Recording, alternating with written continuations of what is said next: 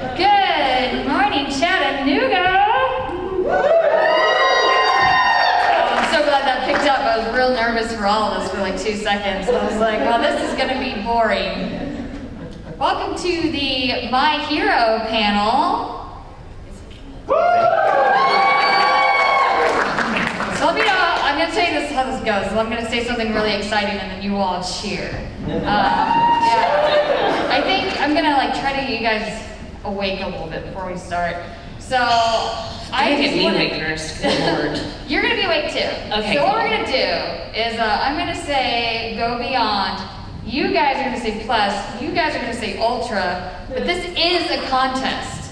So I want to see which side of the room is more awake and are bigger fans. This side has more people, so you guys should have an unfair advantage. Yes.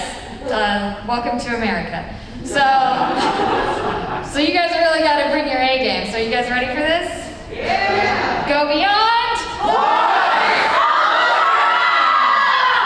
Way to be true Americans about that. We worked our way up to the top. Of course we are in My Hero Academia. Do you guys want to take a moment to introduce yourselves and any other roles that may not be related to My Hero Academia? Leah, you go first. Hi, I'm Leah Clark and I play Himiko Toga in My Hero Academia. Look at that, you're so sweet. I also play Kobayashi, Miss Kobayashi's Dragon Maid, Mavis in Fairy Tale, Kobe, little Kobe in One Piece, the babyest Kobe. What else? Did I say Mavis? Blair in Soul Eater, and Aussie in DXG. Thanks, friends. That's the signal, by the way. You guys picked up on it. I'm proud of you. We need a person with the card that says applause. cheer. Can we get them to dance across here though? That would be the best. Hi everybody, I'm Clifford Chapin. For the purposes of this panel, I am the voice of Katsuki Bakugo in My Hero Academia. But only for this panel. But only for this panel. I'm also the voice of Himmel the Hero in Free Run Beyond Journey's End. You didn't know that? Yeah, that's why I'm wearing this shirt. Oh, I just thought you liked the show. I am such a big fan. I'm such a fan. No, but I did actually really like the show. That's cool, I like it too. Let's see, I'm Connie and Attack on Titan, Ryusui and Dr. Stone, Billy and Zona Zone Zero, if anybody's playing that. And... The Duke. What? The Duke. The Duke and the Duke of Death and His Maid. That's right. Which will be far more important in just a second. And a whole bunch of other things. Yonji, I'm Yonji in One Piece, thank you. Thank you, random citizen. Thank you. You're doing a hero's work. So, yeah. Awesome. And who are you? They love you. Hi everybody, my name is Kristen McGuire. I am Tatami Nakagame in My Hero Academia. I'm also Tamashiro. Thank you. Nobody ever acts like that when I say that. I'm also Tamashiro, which is the binging ball kid who's always like, yeah, 5 weenies will save us. Which is apparently a lot more prevalent than I anticipated. I'm also Malim Nava, and that time I got reincarnated as a slime. Akane Kurakawa in Oshinoko. Kachina in Genshin Impact. Alice. And the Duke of Death and His Maid. She's the maid in the Duke of Death and His Maid. Oh my god, we're married IRL, you guys. We're married in real life. It's weird. Get a room. We do, it's across the furious, yeah, it's true. Paul. We came down the hall last night and Leah was just sitting outside of her room. We're like, what are you doing? Just chilling like a villain. Because she's Toga, you get it? Get it? Yeah, and Rui, Dr. Stone, Reiko, Maiden Abyss, and many, many, many more. This is a My Hero panel. I do encourage you when we get to questions that you can ask your burning My Hero questions, but if it's not My Hero related, we will not refuse to answer. You are more than welcome to to ask other questions as well. Before we get into the rigmarole, I have a burning question for you both. It's burning. It's burning. Oh my God. It's so hot. Where is oh it? my God. If you were a mermaid, what color would your tail be? And what would your mermaid power be? Mermaids have mermaid powers? They do in this scenario. Okay, cool. I love that. Oh, this is so important. I've got to make the right choice. I feel like my tail would primarily be purple and like a minty green, but I want it to have kind of like a duochrome effect to where sometimes the purple Like looks depending on pink. how the light hits it, like Yeah. they look different. Exactly. So like the purple will just shimmer back and forth between purple and pink, but the green will stay green. It'll be extremely shimmery. My mermaid power is that I don't know that I can turn into a shark if I need to. That's awesome. Yeah. I like that. I'll mess with you. Right. I think I want my merman to be blue. And Dark blue or light blue? Yeah. probably a midnight for no reason. Midnight for no reason. Probably, probably a darker blue. I imagine mermaids live lower on the ocean floor, so it'd be good for self-preservation, camouflage. And I feel like that's what I would want my merman power to be, is To be able to To camouflage. camouflage? camouflage, yeah, so that I could go to like the mer store and buy my mer stuff I think it's just called stuff down there. and not be approached by people because I'm a mer voice actor. If I was in public, so. Yeah. So big So, one. but okay, here's the question, because we're mermaids, right? We're like in the sea and our hair just grows like forever. What about you? Are you gonna find like a dingle hopper to cut your hair off with? Or do you just let it flow? I feel like I would have to try and figure out how you get your hair cut in under the sea. There's got to be mer barbers. Yeah, right? There does, you're right. Mer salon. The mer salon. Yeah. Mer salon. Oh my God! Do you think like mermaid assassins are called mercenaries? Or murders? They're actually mercenaries. Mercenaries. What about you, Kristen? Okay, like for sure, my tail would be like iridescent, and it would shimmer between like all kinds of pale, pretty colors, like blues and pinks and purples, Nice.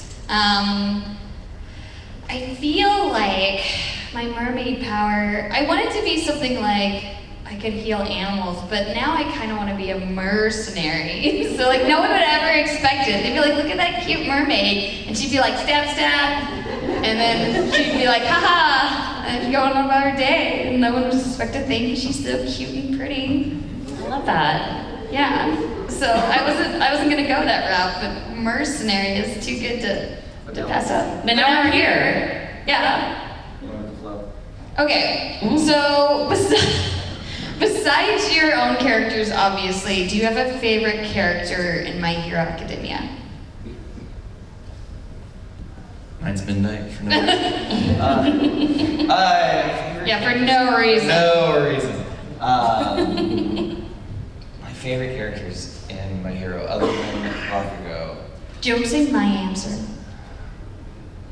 You know what it is. Answers? Like just prepped? Yeah, she's ready. She's always ready with this one. I'm always ready. I don't know. It's tough to say. I feel like my perception of the characters is also wildly tainted by the other actors. I know a not popular answer would be Endeavor, but good lord, does Patrick Sykes put his whole heart and soul into playing that character? And So I really love Endeavor's scenes because I love Patrick Seitz as a person, and I love his performance. He's like such a gentle giant. He's like the nicest guy in real life. If you ever take pictures with him, at least when we used to take group pictures before the pandemic, he would always like be behind us all like this. Doing Bigfoot. He's Bigfoot being spotted. So funny. He's such a cool dude. So it's tough for me to boil down like, who my favorite character is by separating them from the actor is very difficult. I feel like because I know everybody so well. What about you, Leah? I think favorite character. I have the same kind of bias itch because, oh man, I would have said I've been saying Froppy because I love Froppy, but then now I don't know, lately it's Theo Chalks. Yeah. I have an attachment, guys. Mine is Twice. Aww. I love Twice because I think in a different world he would have been a really great hero. And I think it's just the product of our environment that determines whether we're a hero or a villain sometimes. So yeah, I think that's kind of the whole point of that show, right? Yeah, I mean it is, absolutely. All right. I'm gonna open questions up to you guys now. A few house rules. You can't ask us about ships. We can't answer. So as much as you want to know who we ship, we can't tell you. It's against the rules, and we don't want to get in trouble because we like our jobs. Rule number 2, please don't have your friend on the phone and be like, hey, can you say hi to my friend? 1, because it takes way too much time, and it's not fair to anybody else in line. We do want to get to everybody that we can. And rule number 3, if you could, please limit it to 1 question. If it is slow enough, you're welcome to get back in line and ask another question, but we want to make sure we get to everybody first. And for the sake of having fun with it, when you guys get up to the microphone to ask your question, you have to tell us what color your mertail would be and what your mer power would be. How's that for fun? Yeah. So please approach the microphone if you have any questions. Just be mindful of time. Nobody has questions. This is the Okay, first time bye. in all of convention. They're like, well, I have to think about my mermaid power now. I know, we gave him an assignment. There we go. There we go. A few brave souls. A few brave mer people. Yeah, just tilt it down. I think you can tilt it down. Yeah. There you go. Gotta hit the switch. I don't know. I can talk loud. That's Perfect. Someone's gonna come help in a moment. So my mertail would be purple, neon purple. Nice. Neon purple. And my mer power would be to also be able to walk on land. Ooh, that's a good one. Love You're that. like, no sea witches for me. No, that's right. I'm not trading my voice. So it sounds like they fixed it. So my question is, for you guys, because you voice multiple characters in multiple franchises, how do you create the voices for each character? Like what inspires you? Like do you see a picture of the character and then you make a voice to fit it? Or do you have the voice and they create the character? And do you think you'd ever run out of original voices? It depends on what the project is. Anime, obviously, there's usually a picture involved. There's usually a voice reference that you can kind of take from. Games are a little bit different. When I auditioned for Kachina, there was no picture.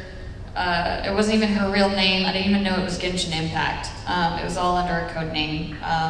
So I just knew that she was this little girl who felt like she was never good enough for anything and that she cried all the time. And I was like, haha, I was that kid. I was like, I can relate to that. So I just did what I thought a sad 10-year-old would sound like, to the point that I actually gave myself a panic attack because it unlocked a core childhood memory of me crying in my bed, being like, why is everything so hard? It was really sad. I walked out, I told him, I was like, so I just give myself a panic attack? I'm like, but I don't know, maybe I'll book it and it'll all be worth it. And it was. And then I did. So for that, we have to use the power of our imagination and you have to kind of make up your story or find a way to relate to it like I did. But at least for me with anime, sometimes there's a little bit of oh, I feel like this is a combination of this character or that character that I've played before, but maybe they're stronger. Like this is their voice, but they're stronger. So it's more of like changing how they would approach something. But that's me. What about you guys? I mean, I kind of have the same thoughts, especially when it comes to anime, is, you know, there's a Japanese voice set ahead of us, and I tend to believe that they cast that actor to sound that way for a reason, so I want to try and honor whatever they do, and then sometimes the director goes, no, I don't want that, and I'm like, okay, you know, we do something different, but most of the time, that's what I sort of go into with anime. Games, like Kristen said, are different.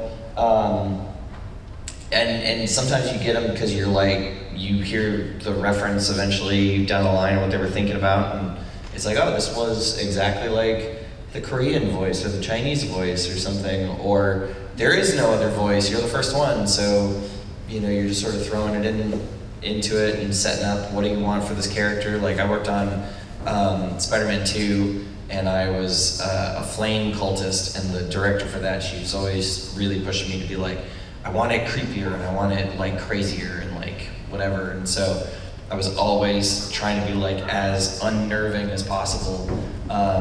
Meanwhile, similarly, on Octopath Traveler 2, I booked a character in that, never once heard the Japanese voice until after the game was out. It was the first time I ever heard the Japanese voice. And I'm convinced the only reason I booked that character, because I'm a bad guy in that story, is because I could crazy laugh. And I did it in the audition, and he had to do that a few times. So, you know, those sorts of things, they're all kind of just shots in the dark of what are you looking for, what can I do, and hopefully this threads the needle. Our house is very interesting around audition periods. Like, all kinds of things happen. The dogs are like, what's happening in there? Like, somebody getting murdered? We're like, maybe. I'll never tell. My dog gets like that when I'm recording anything that requires screaming. Yeah. He's like, But I think that just attests to your acting. oh, stop. Thank you. Yeah, same thing. I mean, I will say, yeah, for me, games are significantly more challenging. Because of that, you don't have anything laid out. Like Kristen says, sometimes you're reading something you can't even research. You're just like, okay, I'm just gonna trust you and hope that I'm doing it right. Because I don't know. Yeah, but anime, you have like, you kind of have just like a cut and paste, not like cut and paste, but like a little direction, like, you know, Like a connect the roadmap. dots sort of thing. Yeah. Yeah, so that's what I have to add to that. Great friend. My mermaid tail would probably be like a seafoam green, like a kind of minty color. I probably have some sort of healing power, but my question is going to be, what has been like your favorite part of just this experience, specifically with like the My Hero fandom and just meeting people and everything? Well, I have had the extreme pleasure of meeting a lot of really kind people throughout all the years that we've been doing this, because it has been 7 seasons, 8 years already, and at least one more to go, you know.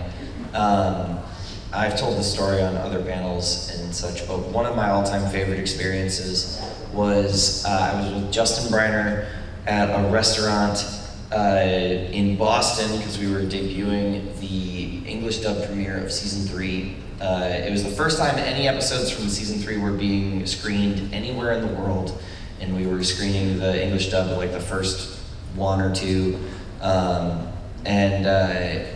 We're in a restaurant, and this guy came up to us, and I felt bad because he ordered us shots, and I was like, I don't drink, sorry. But he told us that he runs marathons dressed as superheroes because he believes that he runs these marathons dressed as superheroes that are raising money for children's health and hospitals and, you know, charities like that. And he runs as superheroes because he believes that kids should see their heroes working to save them. And but he had torn like his ACL or something like that, and he was deliberating. He was really dragging on going through the rehab and whatnot.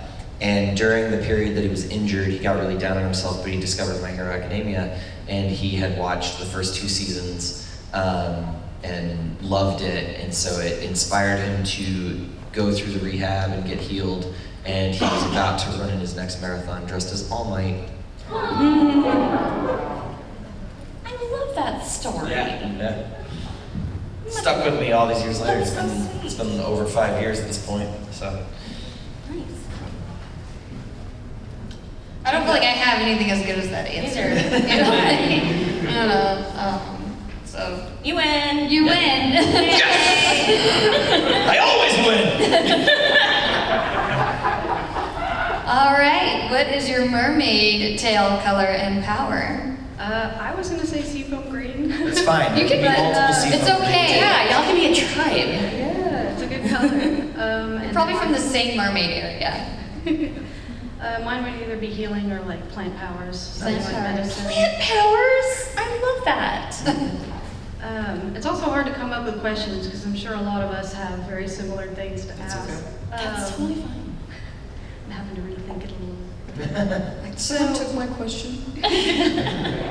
I'm sure you guys record multiple things at one time. Do you ever get stuck on like a certain character? Or is it easy and fluid for you? Like, I know your fans are pretty inspiring as well, I'm sure. Meeting people and stuff like that.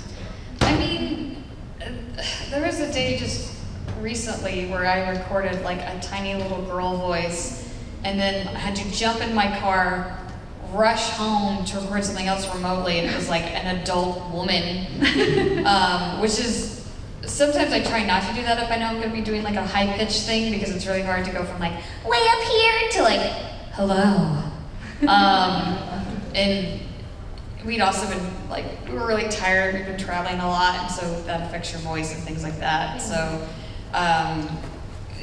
the answer is yes. We record several projects. I don't find that it's typically hard to stay in character. What I find is difficult is that my voice doesn't always want to cooperate.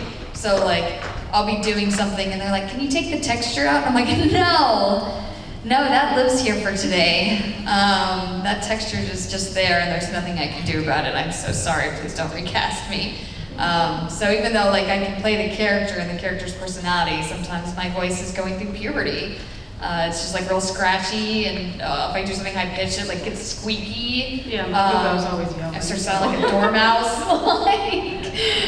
which only works if I'm playing a dormouse that day, or Kachina.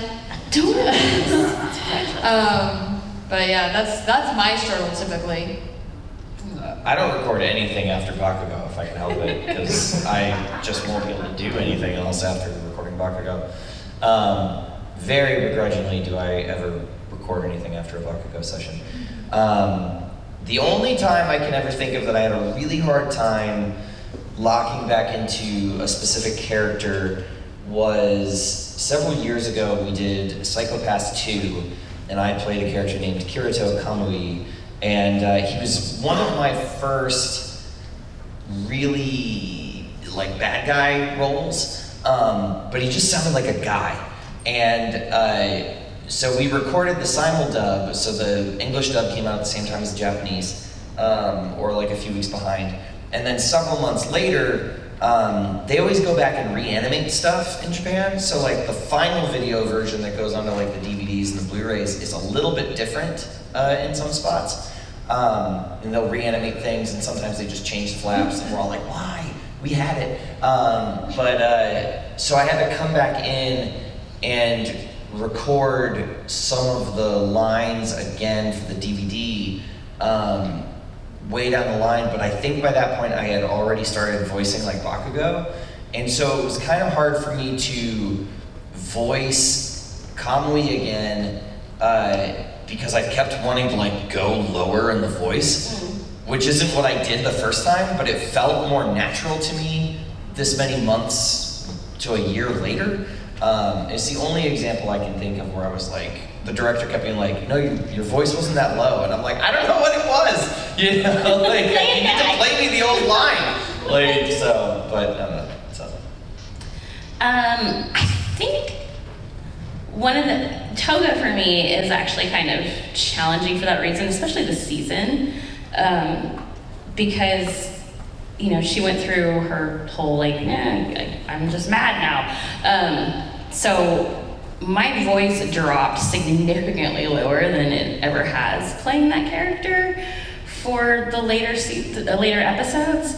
And so when we would go back to just the Toga that we all know and love, that was really mind screwing for me. So we kind of figured out that, okay, well, let's just go through all of this voice and then we'll come back in the next day and do the other voice, because it was still like, even if we do that anyway just to preserve our voices and to keep the, tone of the character and stuff, but for me, just going like, so dark, just doing all that, and then like, okay, let's do this other one, it was not right. Like, I was in the mentality of angry Toga, and then any other vulnerability was just like, this is where I live now, I don't know. So we would just do it the next day. But yeah. Hi. This is it. So my question is. Whoa. What's your mertail? Mertail. What's your color? Oh yeah, I forgot. Sorry. We're not letting you get away with it that easily. We gotta know. I know we're all a mermaid tribe. What's yours? Well, I hate when I go everybody else, but my favorite color is green, so I have to say green. Oh, perfect. As for my power, I was going to say that transform into dinosaur, but I kind of want to be like Deadpool, so just give me the power of Deadpool. Okay.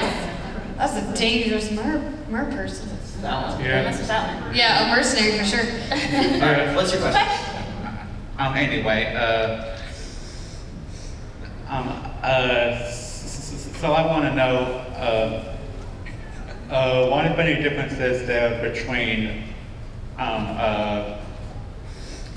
say, recording for the show compared to, say, like recording for a movie or a video game, like My Hero Academia related specifically. Is there any difference between the three? Yeah. The games and the anime.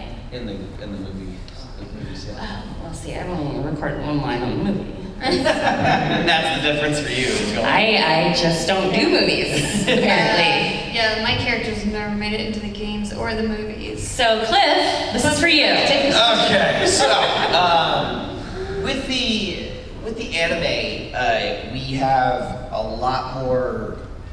I almost want to say there's a lot more pressure or weight to the anime because it's more faithfully adapted from the manga, right? So the mangas come out, the chapters are available in English, all these people have read them, everybody's waiting for these moments. They have a preconceived notion on what the lines are written as, or how they're said, or what they mean, and all these things. And so when we're doing the anime, it gets really tense sometimes, because sometimes the line is adapted differently, or maybe we didn't agree with the way that the line was adapted in the manga, into English and whatnot. So there's a lot of pressure to be like, we need to deliver this faithfully and accurately and in a way that everyone is going to be like, yeah, that's what I heard when I read it, For the games get pretty intense because there's a lot of content that you have to get through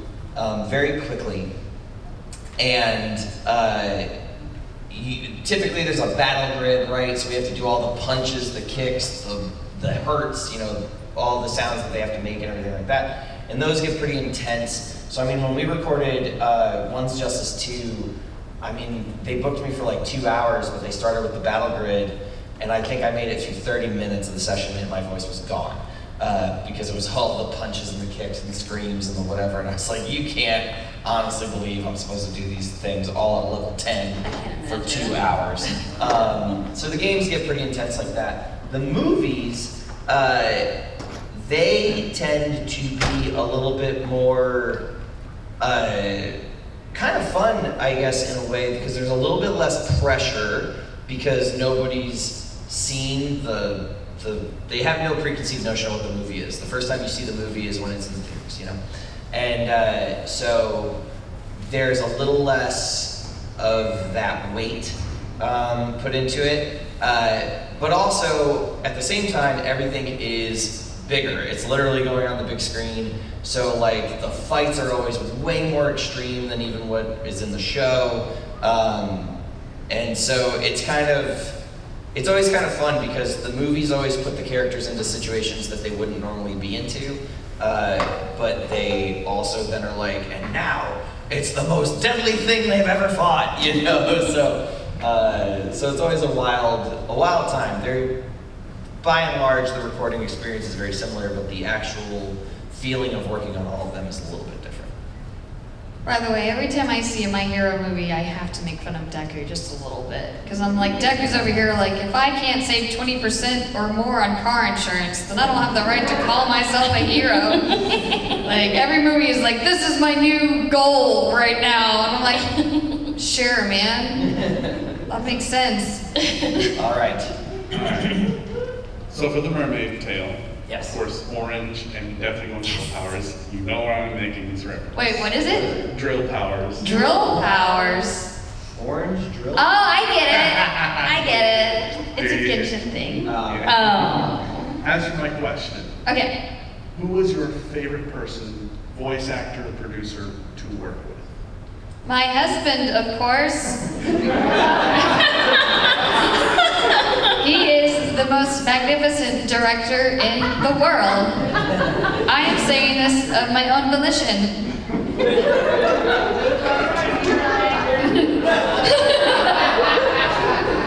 Honestly, I do actually think he's a fabulous director.